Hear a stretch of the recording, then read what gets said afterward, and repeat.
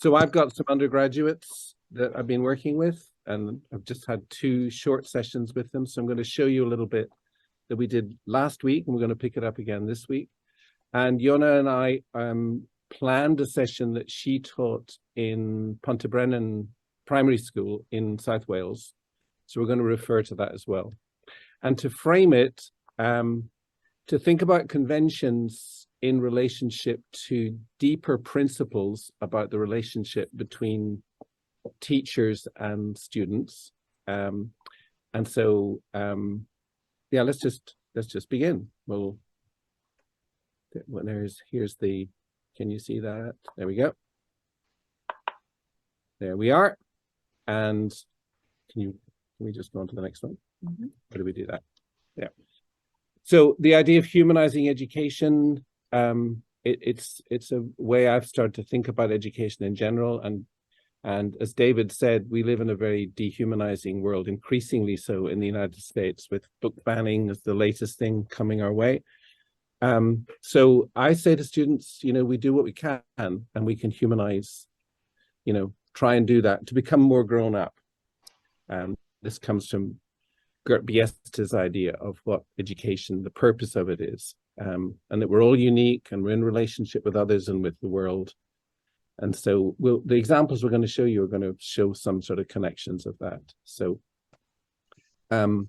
dramatic inquiry is a term I coined about a decade ago, and we use it as an umbrella term for the 4 approaches that Dorothy invented, really. And it's, as you all know, I mean, we all know this, but I'm just sort of got it there, that it's about collaborative spaces for experiencing, reflecting with imagination on, this is a quote from Dorothy, the complexity of living in relationship to all the affairs of humankind as we examine and inquire into citizenship and community.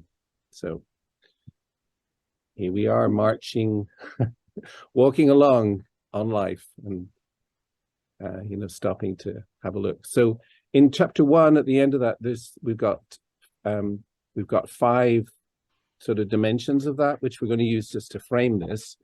So the first one is teaching who students are, and then we go to with students, for students, who we are, and then looking at creating meaning. So conventions are all the way through this. We'll see them in practice and with some sort of theory, behind it. So who students are. So this is, again, these are quotes from Dorothy all the way through.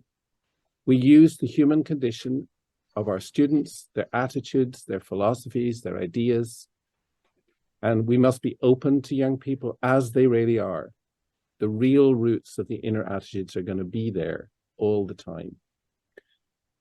And so that's a sort of image there, which I really like, of thinking about, Dorothy's used this as a metaphor of the, we're growing, and we're not force feeding children. We're not, do you want to do the next one?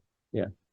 We're not doing like that sort of approach to agriculture where everybody's the same and we just keep giving them the same stuff. This is a humanizing approach. So teaching your students are, this is the example that Iona's going to just introduce. And this was, Tim will recognize this. He and I came up with the mountain rescue approach, which is on the Mantle of the Expert website, and it keeps getting developed, which is wonderful. It's in Tim's book, and here it is again, which we used with the students in South Wales. Iona, do you want to jump in? Yeah. I mean, I was working with a group in Swansea, actually. And obviously, I don't come from very far from there, really. So when you ask the question, who are the students are, they're a group of people in a working class area in Swansea, which is obviously near the sea, although quite a number of them hadn't really gone to the sea that much. They had trips out maybe with the school. And it's not far from mountains, like the Brecon Beacons. So following on from what Brian said about the mountain rescue, I liked the idea of the rescue. The teachers wanted to look at geography and the environment. But there's lots of flexibility in the Welsh curriculum, as I've said before. So we just to start with, we started to share their stories, really. We started to talk about their stories of risk and rescue and trouble at sea, trouble in the mountains. And they came up with all sorts of stories of their own, because I thought it was quite important, really, to tap into what they could bring to it, and which is quite a lot, actually. And so they started to enact some of those and share some of those. And I had two stories that they brought in from the teachers brought them in, and the children seemed interested in them. And then one was up a mountain in the Brecon Beacons about a man trapped in a cave, and the other one was about paddleboard people who had paddled out too long into the sea and got stuck. So we started to create the environment together. You know, what we could use, really, to build maybe where we were. We started off with, where are we? You know, we're in Pontebrennan School. Where's that? Where's the sea? How far are we from there? And how far the Brecon Beacons? That's much further west. So we created some mountainous contours, really, using cloth and newspapers. And so they started to explore the materials, really, and finding out what they could see. And they came up with the idea of the rainbow in the sea. And, you know, this could be the snow at the top of the mountain with a bit of the white cloth. This could be the rainbow in the sky. And they talked quite a bit about, is it in the sea or is it in the sky? They were year 3 and 4 children. And they were just exploring the environments. And it was really nice, because sharing their stories, it was really important for me anyway, to whoever was sharing the story, if it was the child sharing a story, that he would be in control of the story. So with guidance from us, he would be in control of the story, he would be directing it, and the others would be joining in. So we started with their own stories and then moved into making a choice between these two other stories that we came up with. So if you see that, go back to that quote from Dorothy again. So here's, they are working collaboratively, and they're bringing who they really are. And those children love, you know, getting down on the floor and doing that. Now, working with adults, that's a little bit different. We have no mountains in Ohio and no ocean, so we couldn't. It would be very hard to just jump into that. Not that you couldn't do it, but what we do have here are thunderstorms and tornadoes. So this is a story which everybody, I knew they would know this. Everyone has lived through thunderstorms and so on. So this is a picture book, which I go on to the next, which I cut up, get 2 copies of it and lay it out on the floor so you can see the whole story together. So here as adults, rather than beginning in the way we did with, you know, with the younger children, here they are just walking around looking at something that's very non-threatening. It's very easy for them to do. They can get down, and then they're creating their own, it's a wordless picture book. And here they are making up their own, using speech bubbles there to think what might the animals, the people, the animals and the creatures in it, what they might be doing. So, so here's a quote from one of the students, and she just wrote this last week. What makes the class feel most humanizing is because we get to share pieces of ourselves, our thoughts, behaviors, actions, and ideas through these activities.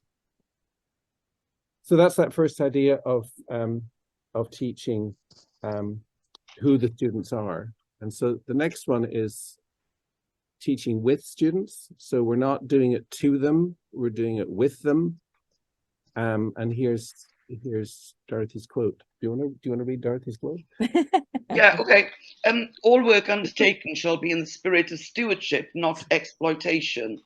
This statement encapsulates economy, service, respect, detachment of scrutiny and observation, care for quality and fitness for purpose, with increasing rigor, responsibility and realizations to give birth to new knowledge in self and others. And I just wanted to do a footnote here to acknowledge Cecily's enormous service of helping interpret and present Dorothy's work. The 2 books, the 1984 one and this 2015 one. Without that, you know, it would be so much harder to have access to Dorothy's work. So just thank you.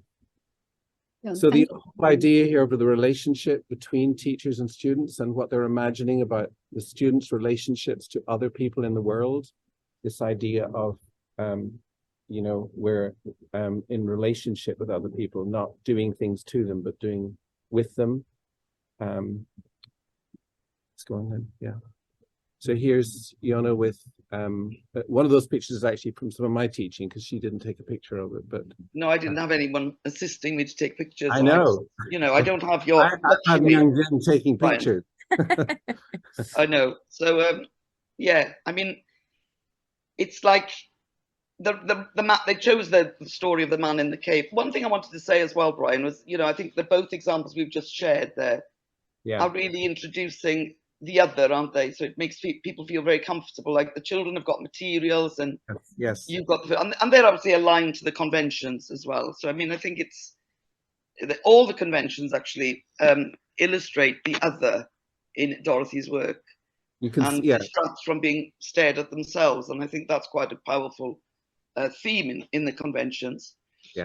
Anyway, this bit here was, you know, the realizing this man was trapped in the cave and thinking about what they needed to support him, to help him, really. And here they are, you know, actually checking if I'm, you know, if I'm conscious, speaking to him, touching him gently. These are some of the advice they were giving, you know, do you have any food? Don't worry, we'll get it to you. And before this moment, of course, they were relying on text messages and things to communicate with the man and think about, you know, what if the power runs out on the phone? We can't really call him. We'll just have to text him. So we'll just have to make sure his battery doesn't run out. So they were coming up with lots of advice about how he would be enabled to survive in that time. And I think that's, you know, teaching with students there is because I was really in it because I was the man. And it's kind of, they were working out how to help, you know, how would you get the air ambulance to land, you know, when the water was coming in and there was nowhere for him to land on the beacons. So it was like building quite a lot of tension into those moments. But the important thing, I think, was they were beginning to care about this person and actually being empowered to take responsibility for what was happening to him as the team who were involved in rescuing, if you like. Yeah. So Dorothy talks in there, that quote, you know, it's about rigor, responsibility, and realizations. So here the kids, being rigorous. I mean, they're really working hard here, and they're of course taking a lot of responsibility, which of course is what Mantle the Expert just gives it to you so easily. And they're all having realizations, which we'll come on to in the creating meaning one, really. But all of this is new ideas coming up here. So here we are with my students, this sort of shows about the taking care for quality. And what we did here was we retold the story. We told it first just by describing the pictures, then we told it again using musical instruments. And so they all played with them, took a picture and transformed it into a sound. Then we practiced it again. And so they were taking care of the quality to retell the story, bringing their own interpretations to it. And we have a bit to play, do we? We can play. We actually have a little video clip.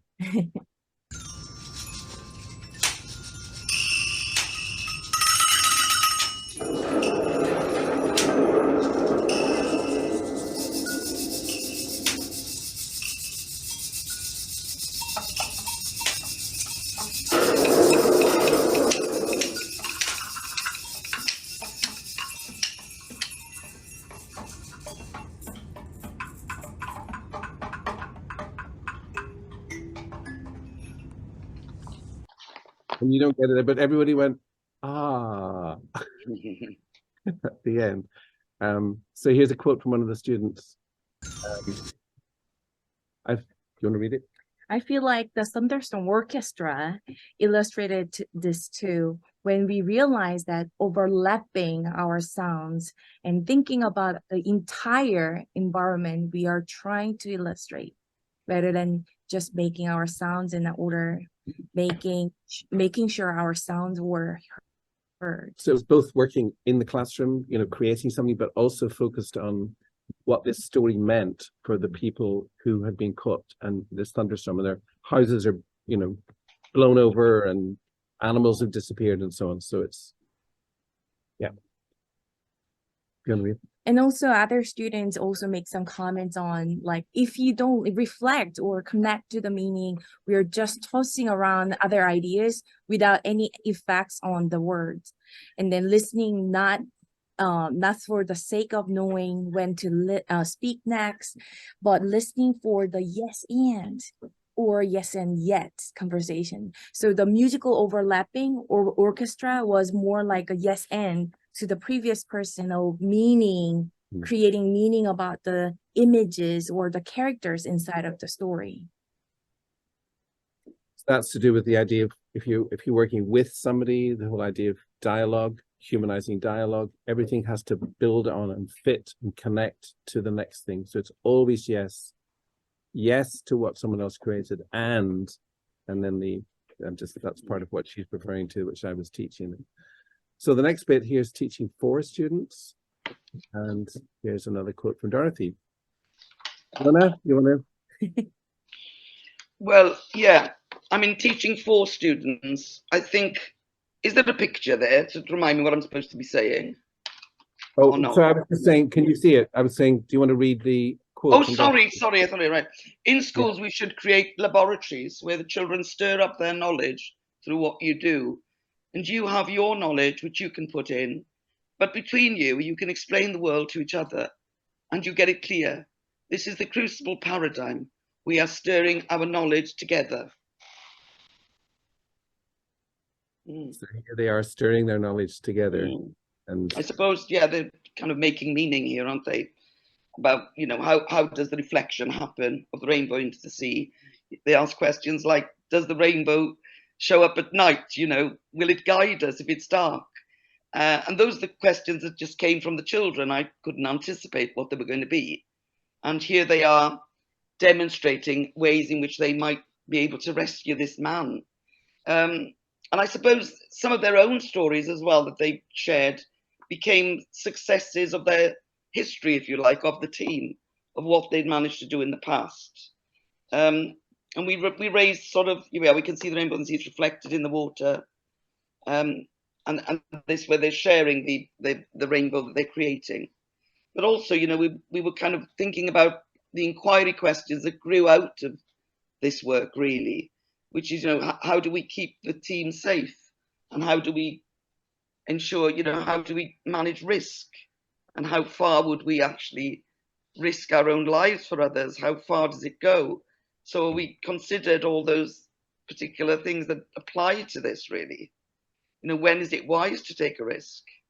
So that all those things is like what Iona's mentioning there are the things that, you know, we as teachers bring into the, so they're not on their own, right? We're doing it for them. What do they need to know? Well, they need to know about it. So I'm going to bring this in, and we're stirring it together. It's a very simple thing. It took me a long time to appreciate that. That's the difference between, you know, giving them stuff and then letting them get on with it, and listening to what they need and see what comes up. That's right. I mean, it's obviously the teacher's responsibility, the key questions. And you can also, you know, build in constraints and things as well, because one of the constraints I brought in with one group, so I was working with two groups, was that, you know, the gentleman who was trapped in the cave, when we did get him on the text, he could only speak Welsh. He couldn't understand English. So that was quite interesting for them, because it actually, and that's one of the areas they were looking at in Wales anyway, is to encourage Welsh, and it wasn't a Welsh speaking school. So they asked me to use my Welsh to you know, influence their Welsh learning. So that was another possibility, you know, and it brought a constraint in, really. So with my students, so everything that's there are things that I brought to them. So I didn't say, well, let's make up a story about thunderstorms. You know, I got this book, laid it out, gave all that stuff. Everything there comes from me. And it's like materials to bring to the Crucible. And then they're talking to one another and building on that. And then the last part we did, which we didn't have a picture of because we were doing it together. We came in, this is in America, there's this, it's a federal organization which comes in for disasters called FEMA. the Federal Emergency Management Agency. Agency, and we just came in for a couple of minutes at the end, but lots of the students picked up on how important that was. And here's access. When you and Myung-Jin came as a FEMA people, it made me feel so safe. Like it will be okay to which means like participate in drama. That there were people you can rely on as who needs help, and then there are that all battles cannot be and should not be fought alone. It felt humanizing. And also another student, So Sarah said, reminded me that many avenues of government support are often dehumanizing and bureaucratic. So that's something we're going to come back to this week, because we're actually going to we're going to connect this to what happened on Maui in Hawaii. I don't know if you have followed that. Our daughter is actually in Maui, where there were disastrous wildfires that have killed several hundred people. So we're introducing the idea. It's the idea, going back to Dorothy's idea of stewardship, but stewardship is not automatic. And bureaucracy can get in the way of it. That's something we can look at with adults. I'm not sure how much I would look at that with 7 and 8 year olds, maybe a little bit. We might start to get there, but this is a more critical view of what's happening. And we'll see where the students go with it. We'll open it up and have a serious conversation about that. So part of that leads into teaching who we are. So where am I prepared to go with students? I am prepared to go into questions about disaster relief and what that looks like. And, depending on the students, that's something that as Dorothy says, before we can relate to people successfully, we must come to terms with ourselves. So we have to know what we stand for. What do we believe in? What are we comfortable doing? What are we not? What are our boundaries? Because we are not generic people. We are actual people, just like the students are actual people, not people on a lesson plan. And we're not the person that you're trying to perform for your administrator, but you're there, aren't you, as to who you are. So I'll let you read that, Iona, as it's you. Well, I think this is what I said, Brian. I'm willing to listen, trust a class. I mean, when I say trust a class, it depends on the class. Right. Well, when I think about trust a class, I'm thinking this particular class, I had learned to trust them. And it does depend. You want to build trust, obviously. You want to take their ideas on board. I am prepared to put myself in a vulnerable position, sometimes recklessly, I'm sure. But on this occasion, I was on the floor with them. I was actually imagining myself as a man in the cave, and obviously somebody who needs their help, because I wanted them to be taking on responsibility. I wanted them to be thinking, what do we do? What does his family say? What about that text from his family who said he'd be home in an hour? And what do we do? And I just think that it's quite important, really, to give them that feeling of taking responsibility. Obviously, there's implications for that, isn't there? There's implications like, what are the rest of the class doing when you're in the role of the person in the cave? You're thinking, oh my gosh, there's 30 children here. What are they all doing? But I mean, I think one of the things I certainly do is I would come out of the role. If I was aware of something uncomfortable, I would come out and, renegotiate. And so you can come out and go in as often as you like. And I think it was Gavin Bolton who said, the more you come out of role, the more believable it is when you go back in, because you're always renegotiating with the children. So that's the way I'd overcome it. But I'm quite happy to be in that vulnerable situation. I'm quite happy to be wrong. I'm quite happy to be the person who doesn't know, because often I don't know. But doing that, you're opening the space for the children then to do all this amazing stuff here that you can see here. They're imagining bringing an ambulance in, and they're all, they're working with you, not perform. It's, we tend to think of this, I think, as just, well, that's the way we do it, but it's really hugely significant of the difference in doing it with them and being vulnerable with them, not standing outside and letting them get on with it on their own, I think that's absolutely right. And I think if you open yourself as vulnerable, they trust you more. too, because they can share their vulnerabilities if they ever need to. You know, I think it's quite important. They see you as a human being with you know, will So not this, be perfect, really. and this is the same thing. Here am I working with adults, actually go on to the next one, would you? Yeah. So here's a teacher who's now full-time at the university, remembering, I asked her to compare what we did with what she did in her own classroom, and here she is, Ashlyn's remembering, when I let go and showed students more of my real and imperfect self, I was able to make much better connections with them. I was always still trying to change in ways that were better for them and made me a more equitable educator in person. I celebrated the growth and used it to fuel further work. And then Axa's talking about what we were actually doing and how she felt, you know, that she could choose, that we were choosing to become more humanizing and humanizing for others. So that slide, I got that off Google Images. I thought, oh, look, it sort of shows, like, as a teacher, you're not just one person, you're multiple possible people. You can jump into any role that you want within the story world, but also within the classroom world. You got to think, well, what do they need at the moment? You know, do they need me to be quiet? Do they need me to be vulnerable? Do they need me to, you know, leave the room or whatever? It's multiple ways of being in relationship with students. And Myung-Jin wanted to put this in because it's a Korean take on it.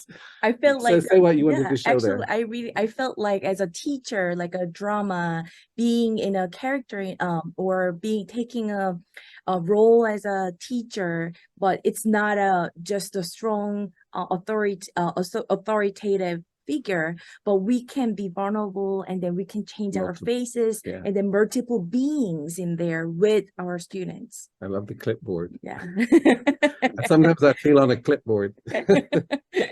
So here's the last one. Teaching is creating meaning. So this is huge, not the transmission of knowledge, but the creation of meaning with students. And this quote, it's Dorothy's, what sort of a society do we want? And she answers that. I want young people to be full members of society, to fully participate in society, a transformative vision of education where students would question what they are told, and in positive ways to find their own deep interest, skills, and competencies so that they become lifelong learners. And more to come. I'm not just sitting there letting knowledge or learning happen to me. That would be receiving it, right? But sometimes, and this is what we want students to do. You know, there's a quote first. Sometimes we want them to take on responsibility to teach other students. Iona's students were doing that. My students were doing that. They're all helping one another out. At other times, they might raise ethical questions about power, rights, justice. Here they are raising questions about the emergency management system. That's a question of power and justice. Or expecting to be heard and answered, adopt a critical position in declaring, I don't think that's right.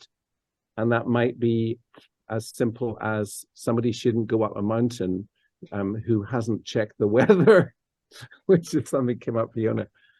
So, so all of this is about, we're all looking into the meaning of what it means to be human on journeys, you know, of discovery. And on with you, Iona. There's your oh yeah, the children's dialogues, as they showed their ideas to one another. They were ready to rescue anyone, and they wrote advice for people planning to walk in the mountains so that they could stay safe and be responsible. Don't go alone, stay in contact, know that the weather can change quickly, that sort of thing. And they set up a sort of training program for the tourist industry, you know, for Wales. You know, when people come here and visit these unfamiliar places, we need to alert them to, you know, what they need to be aware of, really. So I think the kind of society they want, I think, is a society who cares about keeping people safe and who cares about other people, really. Here's children asking questions, responding, making it together with the teacher, adding on an idea, and it's all this stirring around, making meaning together. And then of course you can get your products, which of course should be part of it anyway, but here we are, there's writing that they wanted to do, right, Iona? It wasn't like, I love this one. I need help. My power is about to die. Is that die? I think it is. The B is the wrong way. B-I-Y-E, die. I love it. Right. With a crying face. And one child actually said, you know, he never wrote very much, didn't like writing. And he said to me, how do you write help? Oh, is that him? Is that the same one? Right, probably. I remember saying, how do you write help? How do you write? Isn't that great? That's great. That's a great. Yeah. So again, with my students, I can. I mean, I've done this with all ages, but especially with adults, I did this right at the beginning. What sort of a classroom community, society do we want to create and be? So we made that meaning together and have agreed on the basic principles, which we can then keep coming back to. So here they are making stories together, same sort of thing. Looks different because it wasn't quite as active and moving around, not yet. Here they are. I'll just go back to yeah. So, no, the second one, yeah. It's just one person, I invited, says, anybody want to represent something in the story? And she stepped forward and she was classic, I'll be a tree. And then everybody picked that up. And so, you know, we told Dorothy lots of times, it was our story we created. I deliberately gave them a wordless picture book, so they're not trying to decode words on the page, but to see that meaning is made between people, not received, decoded only. So, and we all decided to step inside as if anything. Yeah. Forward into the story world. I'm teaching them about going into the world, out of the world. So Lucia's going to speak first, and then Jake, and then he's going to pass them on. Go. Whew, I was parched. Thank God the rain is coming. Look, our storm's brewing. We should probably get out of here. I think we are safe. We need cover. Where are we going to go? I just watched these yesterday. That gosh darn leak again. What was that noise? Will somebody please take this ladder? It might blow away. I don't want to get rained on.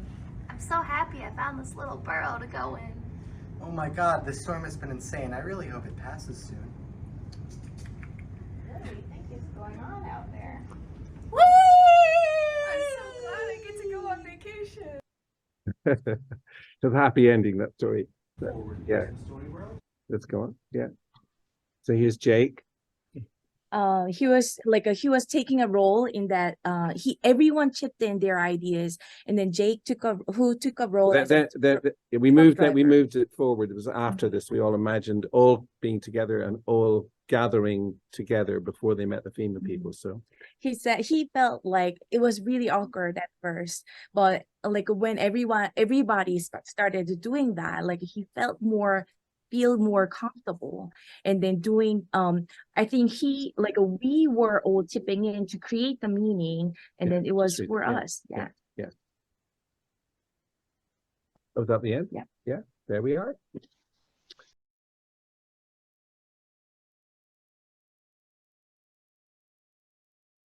Thank you. Thank you so much, Brian and Iona.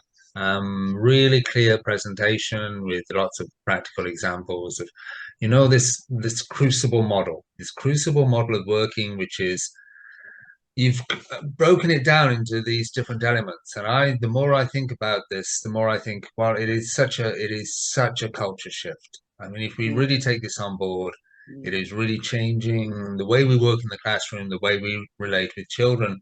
And Dorothy said, what she was aiming for was a position where she was saying, in effect, to the children, I'm real in this room, are you? And those artificial barriers and roles that we have in the classroom would be broken down. But it is a culture shift. It is a big culture shift, of course, for teachers to take on board, because it is so different to really take that on. And I mean, we're here with lots of different professionals who are teachers, and some taking this on board now and some with more experience in using it. So I'm just wondering, really, what have we found that are the difficulties that teachers have in making this shift, in really taking this on board? Go ahead, Iona. Yeah. No, I was just a thought that came to my mind, because working in Wales, I was doing this, and not long have they changed their curriculum so that it's much freer. Up until this point, they've been told what to do. And I think one of the issues, I think, is that teachers have got so used to the culture of being told what to do and having it set out for them, that suddenly they've got this apparent freedom. And it really unnerves them. And I can understand it, because you're used to having this recipe of what to do, and suddenly the recipe is taken away and they have to make up their own. So I think that is definitely, and I think any change in anybody's life is difficult, you know, so it's just any change you have to encounter. And what I found with the teachers is that working with them in the classroom was the only way, really, you could demonstrate how something might work. So they could say, well, I never thought he could do that. Or he doesn't like writing normally. Or, you know, and being supported, really, and being working alongside each other to have a go at, do you want to have a go at role? Do you want to should we try it together? Should we, you know, so the relationship with the teachers, if you're training, I guess, and Brian will know this, is just as important as your relationship with the children. You know, you're just one big family and you have to muck in together, and you know, you have to be vulnerable to the teacher as well. You know, I have to say to her, well, is that all right? You know your children, so I have to have dialogues with her or him. So that's my view of it anyway. And Brian may want to add on more. Well, I mean, it's a huge question, of course. I know. I mean, I just say take a small step, do what you can, and stay true to who you are and what you believe. I always begin with, what do you believe now? What do you want? What do you value? What's worth working on? And within the constraints of whatever they are. And, you know, we're lucky in Wales, they're lucky that most of the constraints have been taken away. Everywhere else in the world, it's like they seem to be being imposed more and more. But focusing on what you can do, I think, and I hope what we've talked about here is maybe given some of the principles. That's what I go to with the students. It's you've got to know why you're doing what you're doing, and not just do stuff because you're just doing it. So I mean, I'd love to hear anybody else, if anyone's got something has come up for them.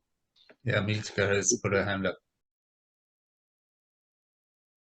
I wanted to ask Iona, when you talked about that the school had this agenda that they wanted to teach Welsh to the children, and you brought this, you know, constraint that the person does not know the language English. So I did a mantle with my students on banking, and we are not a school, we are a drama school, and we are including drama in education, Dorothy's this thing. So we don't have any pressure of covering up a curriculum or anything, right? But now when I was reflecting all these things, I taught in drama, we learned about various checks and everything. But like in India, our curriculums are vast, all the subjects, you know, and then there are tests, exams that happen. So when later on I asked my students, some of them, even though they had done the entire mantle with me in banking, they had forgotten the checks as such, about different checks or different loans, whatever. Maybe because there was no exam, so to say, because we come from that mindset, right? So again, what I want to know is like, how do you, so of course this is not a part of this thing, I would want to know, how do you plan the entire curriculum? Let's say that, you know, we want to teach so much in one mantle, that yes, writing skills, all those skills. But apart from that, what right now I want to know is, when the school wanted you to include the language, was that mantle enough for the students to understand the value of the language? And then how did they further, translated it into actually learning the language? Well, I suppose that's a very good question. Was the mantle enough to get them? I think what the mantle did actually was want them to know the language. They wanted to decipher the words he was texting back. They wanted desperately to help him. So I think what the mantle did was really motivated them into wanting to use the language. So I think really, it would be an ongoing journey, really, learning the language, and for the, teachers to continue to work and using it in context. So I think that's what Mantle does. It gets you to use the stuff in context.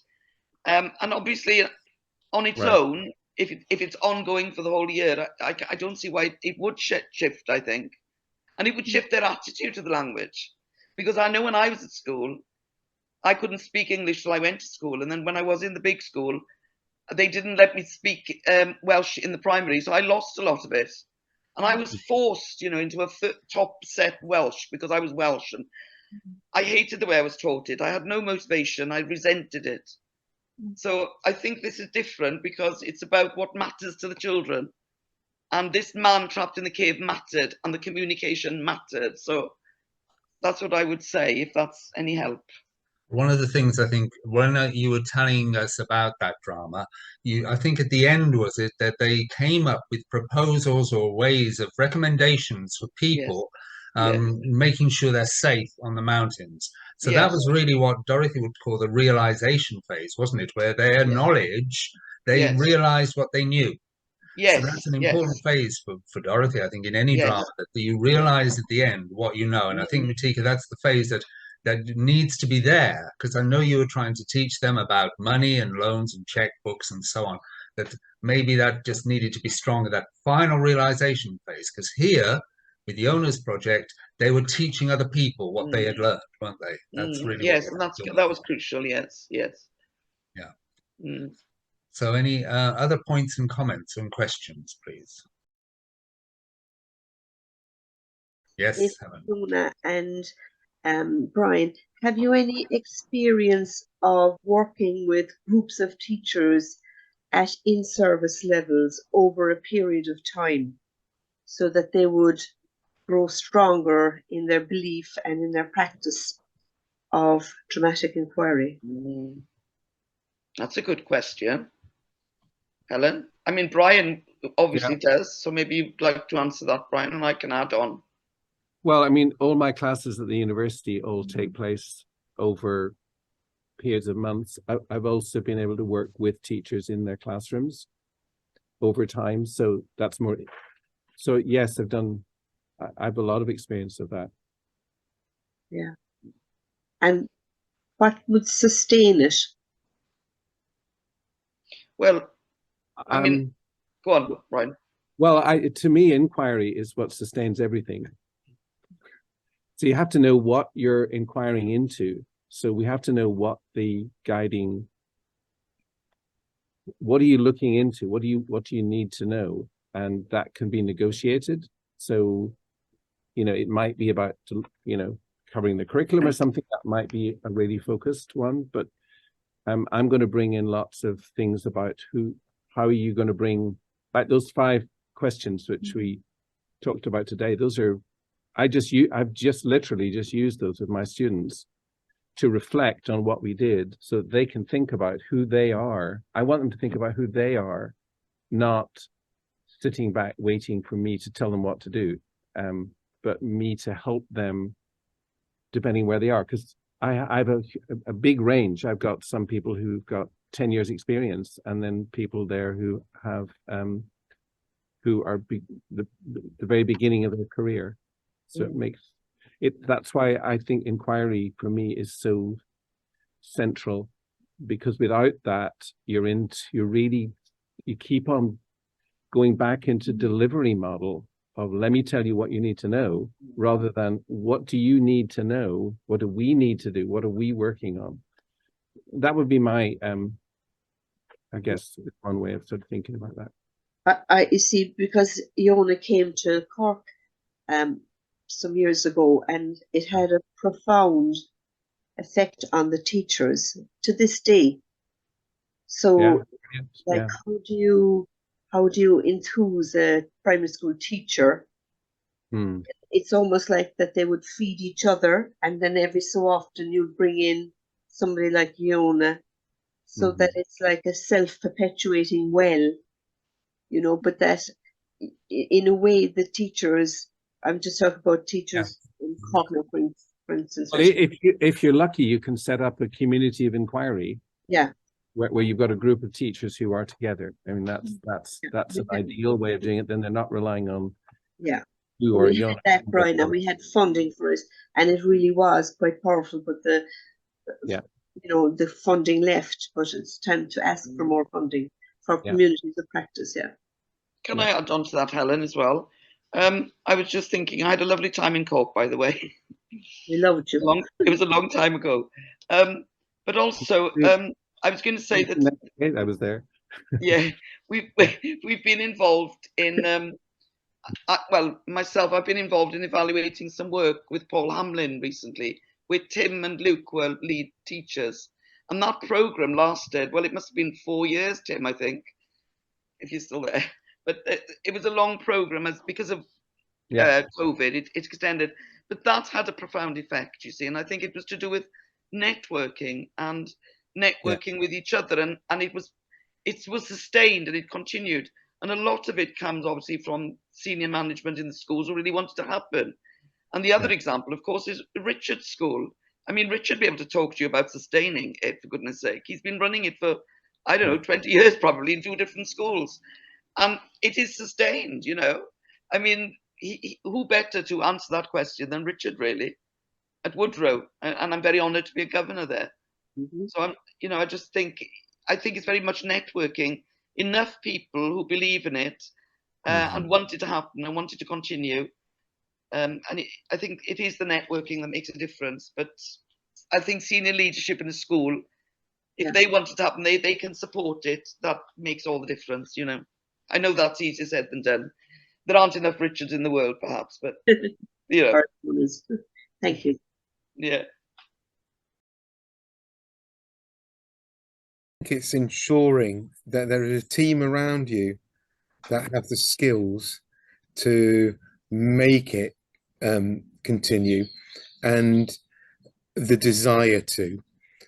We've recently spoken about the number of teachers leaving the profession, and we think it's because they're bored, and they're bored of the curriculum that they're having to teach and that they're having to deliver from book after page after worksheet after twinkle.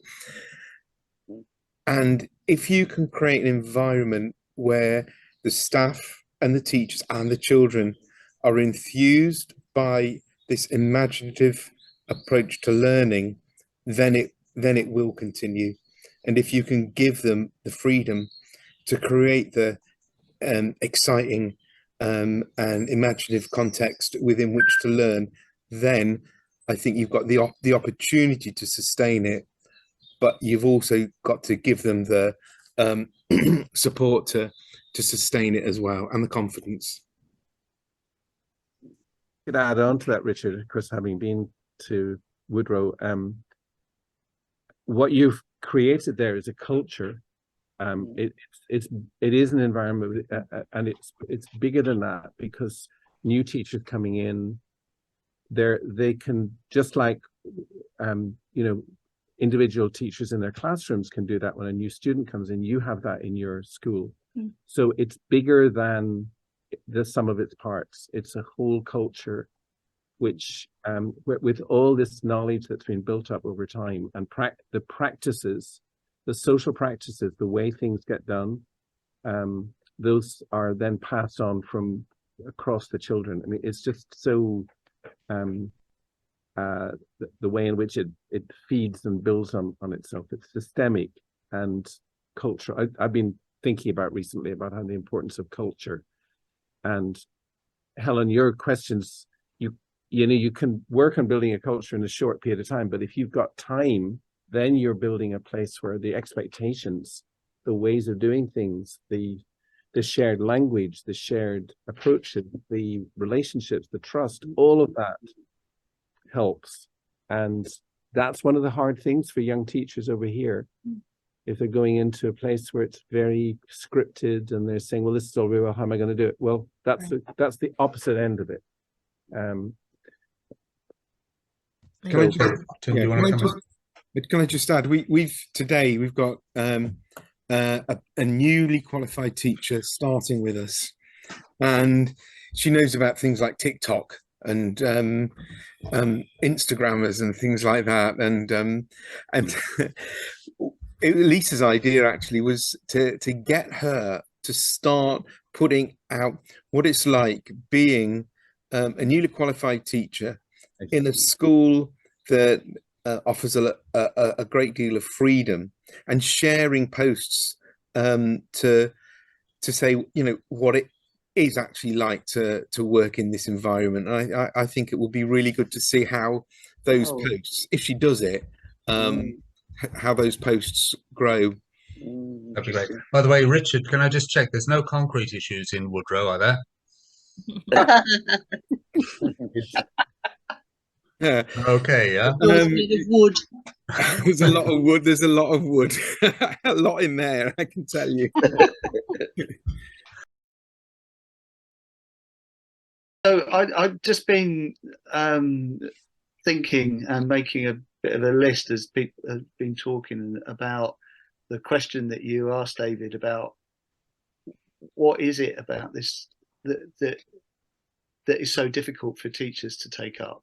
And I think it's a huge question with no simple answer, and it's one I think that really tests our community, the people, you know, us, and the work that we're doing, and the work that you know, and it goes obviously right back to when Dorothy was introducing these ideas. And I think that it's to do with climate. So the climate of schools, I mean, Brian mentioned Biesta earlier. His book's called The Beautiful Risk of Education. And I think the risk is the problem, that we've created a system, education system. And I'm talking about the UK predominantly, and England in particular. I know in Wales, Iona, that they've tried to solve this problem, but the schools are struggling with it because they're being asked to think about the curriculum in a very different way. Over in New Zealand, and they're doing the same thing really. They're trying to reconceptualize it and build it on values and human, you know, the humanity. That's what their curriculum are trying to build there. But our system for so long has been about the way that you measure outcomes. That's the thing that often drives curriculum, and it often ends up driving pedagogy. And I remember having a conversation on Twitter with somebody who's now head of a school, and he said that he really liked the idea of this. He said, "Oh, I really like this. This sounds really interesting, and I think we could do, you know, lots of things with it. But what I'm worried about is the time cost." He said, you know, it feels to me like it would take a long time to get where we could get quicker. And that's the problem we have, is that the drama and Matter of the Expert and dramatic inquiry and all the things that we do appears to take a long time. It appears to be something that isn't direct. You know, Richard used this word deliver.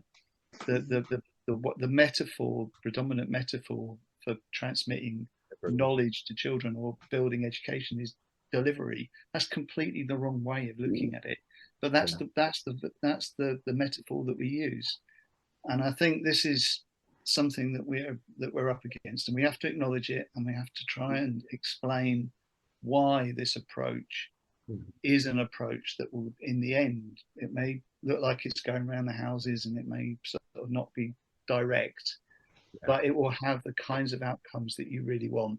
And the last thing I'm going to say is to go back to something that struck me, Brian, about when you put down on the floor those questions that you're asking your students about what kinds of teachers they wanted to be, what kinds of values they wanted. But I think that's the question for us to ask is your school, is your classroom, does it meet the values that you want as a teacher? That's it. Is it the kind of community that you want? Does it have the values that underpin the reasons that you came into education? And I think, as Richard said, lots and lots of people are leaving teaching now because what they're doing in the classroom is colliding against what they really believe in, and they're finding it very hard to live that way. Okay, the person who said he could get there quicker, whatever. Yeah. I'd be quite interested to know what it was he could get quicker than Mantle would. I just wondered what it specifically was that he would get quicker. I don't know, Iona, but no, I'm not saying, but I think that's the sort of question we need to perhaps challenge people with in a sense. So, yeah, I think honestly, exam results. Yeah. That's why, just to go back to Gert Biesta again, Tim, that's where I started to do that, having read him. And he asked the question, what's the purpose of education? I think that's the question we need to ask. Because if it's like the way that the arts, there was a whole attempt to say we should do the arts because it increases this, that, or the other, rather than saying, no, you do the arts because they're the arts. Because the purpose of using the arts is to explore humanity and to know what it's, to work and so on. So what the purpose of education, I think I completely agree. That's where to begin. And then that question is, what you're doing, is that coherent with what you value and what you believe in, that you believe is the purpose? Which doesn't mean that you just say, well, I can't do it, so I'm not going to do it, so I'm going to leave, because you can always make something work within the constraints, but you have to not be naive about that. But on the other hand, question I ask my students is, who do you want running your classroom? Do you want a bureaucracy running your classroom? Do you want the parents running your classroom? Who do you want running your classroom? And if you don't do it, do you want the kids to take over? No, you want to.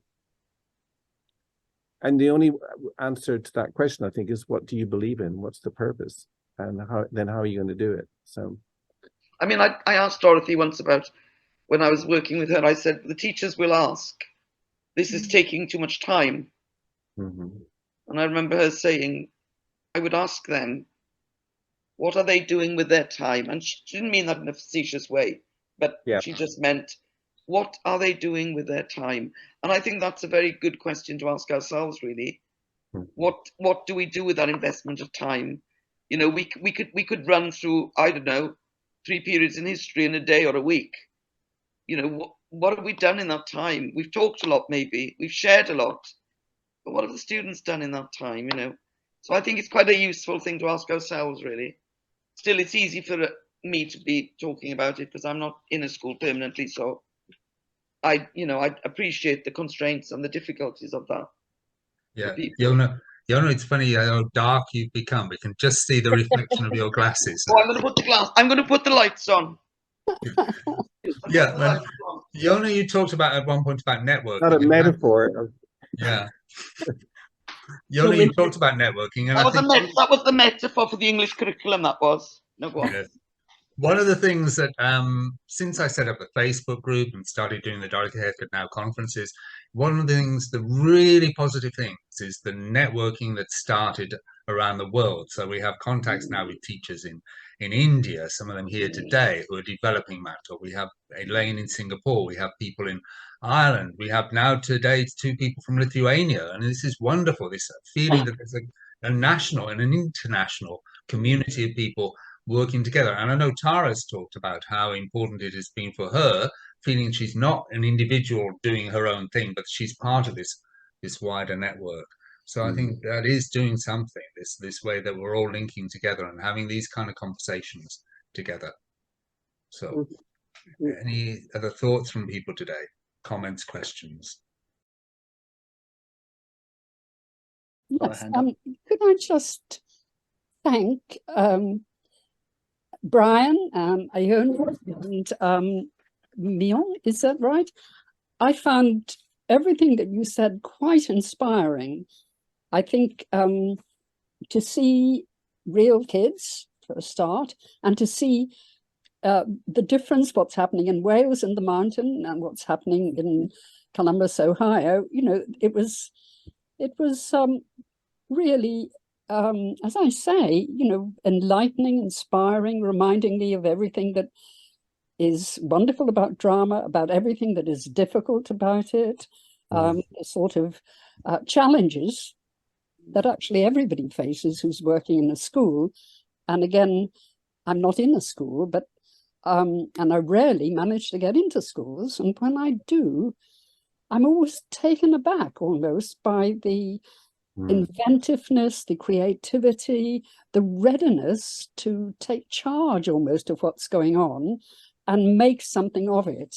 And that to me is why I like doing drama.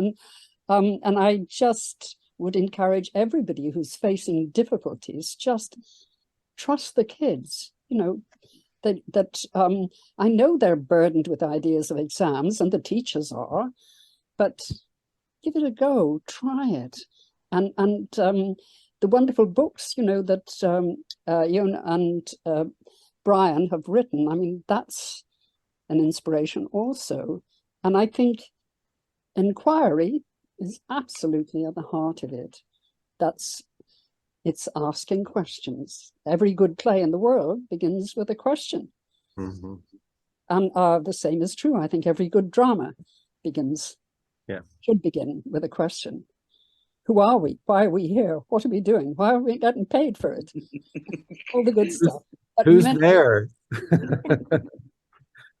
Hamlet, right? I know. Yeah. Thanks, Cecily. Yes. Oh,